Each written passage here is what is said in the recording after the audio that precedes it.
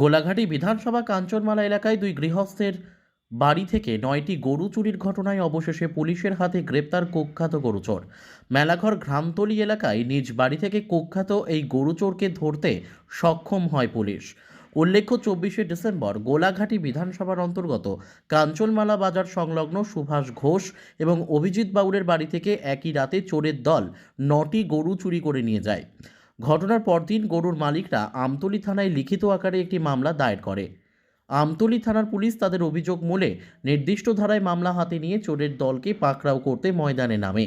ঘটনার 1-2 দিনের মধ্যেই আমতলী থানার পুলিশ অভিযুক্তদের শনাক্ত করতে পেরে অভিযুক্তদের জালে তুলতে মেলাঘর থানা ও সোনামুড়া খবর দেয়। সেই অনুসারে মেলাঘর থানার পুলিশ বুধবার সন্ধ্যায় মেলাঘর গ্রামতলী এলাকা থেকে মিজান মিয়া নামে এক কুখ্যাত চোরকে আটক করে।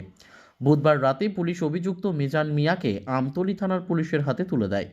বুধবার রাতে মামলার তদন্তকারী পুলিশ অফিসারেরা জিজ্ঞাসাবাদে অভিযুক্ত মিজান মিয়া গরু চুরির ঘটনার সাথে সম্পূর্ণভাবে যুক্ত বলে নিজেই স্বীকারোক্তি দেয়। পাশাপাশি তার সাথে গরু চুরির ঘটনায় কারা যুক্ত রয়েছে সকলের নামও প্রকাশ করে। বৃহস্পতিবার সকালে সাংবাদিকদের কাছেও অভিযুক্ত মিজান মিয়া ঘটনার সাথে যুক্ত রয়েছে বলে স্বীকার করে। পাশাপাশি তার সাথে চুরির ঘটনায় যারা যুক্ত রয়েছে তাদের নামও প্রকাশ করে। অভিযুক্ত মিজান মিয়ার স্বীকারোক্তি মূলে আমতলী থানার পুলিশ বাকি অভিযুক্তদেরকেও জালে তোলার চেষ্টা চালাচ্ছে। পুলিশ সূত্রে জানা গেছে, বৃহস্পতিবার অভিযুক্ত মিজান মিয়াকে পুলিশ রিমান্ডে চেয়ে আদালতে সোপর্দ করা হয়। তবে তদন্তের স্বার্থে আমতলী থানার তদন্তকারী অফিসার ও থানার ওসি সাংবাদিকদের মুখোমুখি হয়ে কিছু বলেননি। তবে কাঞ্চনমালা এলাকায় এইভাবে গরু চুরির ঘটনায় এক অভিযুক্ত পুলিশের জালে ধরা পড়ায় গোটা কাঞ্চনমালা এলাকা জুড়ে কিছুটা স্বস্তি ফিরে এসেছে। কোন যাত্রা থেকে আনছে? বাড়ি থেকে আমি বাড়ি থেকে আসি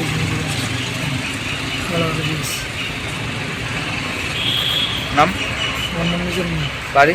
বাড়ি মালা বাড়ি। বাবার নাম কি? বাবার নাম সুলতান মিয়া। বয়স কত? আমার বয়স 36। কতজন আছে জড়িত? তারা আছে 4-5 জন করে, আমি সব নাম পেয়ে দিচ্ছি। Bureau report, news daily Bharat.